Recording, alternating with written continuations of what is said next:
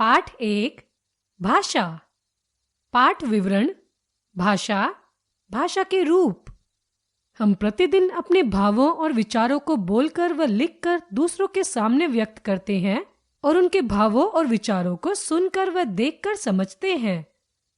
हमें पार्क को स्वच्छ रखना चाहिए। फूल तोड़ना मना है। हाँ, डॉक्टर ने मुझे प्रातःकाल सैर करने को कहा है। प्रातःकाल की सैर स्वास्थ्य के लिए अच्छी होती है। अपने मन के भावों तथा विचारों का आदान प्रदान बोलकर, सुनकर, लिखकर तथा पढ़कर करना भाषा है। भाषा के रूप। भाषा के 2 रूप होते हैं।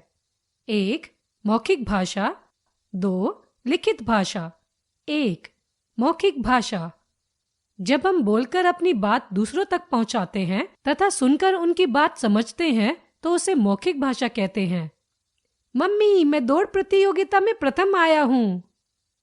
उपरोक्त चित्र में बच्चा बोलकर मम्मी को दौड़ प्रतियोगिता में प्रथम आने की बात बता रहा है और मम्मी सुनकर समझ रही है। यह मौखिक भाषा है। 2 लिखित भाषा। जब हम लिखकर अपनी बात दूसरों तक पहुंचाते हैं तथा पढ़कर उनकी बात समझते हैं तो उसे लिखित भाषा कहते हैं। उपरोक्त चित्र में अध्यापिका जी बच्चों को गणित का सवाल लिखकर समझा रही है और बच्चे उसे पढ़कर समझ रहे हैं।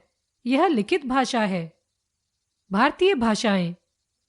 हमारे देश में अनेक भाषाएं बोली तथा पढ़ी जाती है। कुछ प्रमुख राज्य और उनकी भाषाएं इस प्रकार है।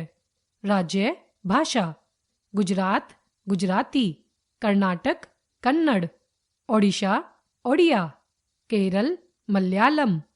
राज्य भाषा: पंजाब पंजाबी, तमिलनाडु तमिल, बंगाल बांग्ला, आंध्र प्रदेश तेलुगु, उत्तर प्रदेश, मध्य प्रदेश, दिल्ली, हरियाणा आदि राज्यों की भाषा हिंदी है। इनके अतिरिक्त यह भारत के अन्य राज्यों में भी बोली व समझी जाती है।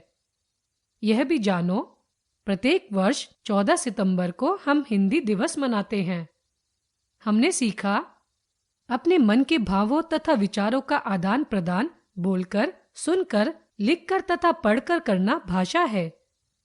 भाषा के 2 रूप होते हैं, मौखिक भाषा तथा लिखित भाषा। बोलकर अपनी बात दूसरों को बताना तथा सुनकर उनकी बात समझना मौखिक भाषा है। लिखकर अपनी बात दूसरों को बताना तथा पढ़कर उनकी बात समझना लिखित भाषा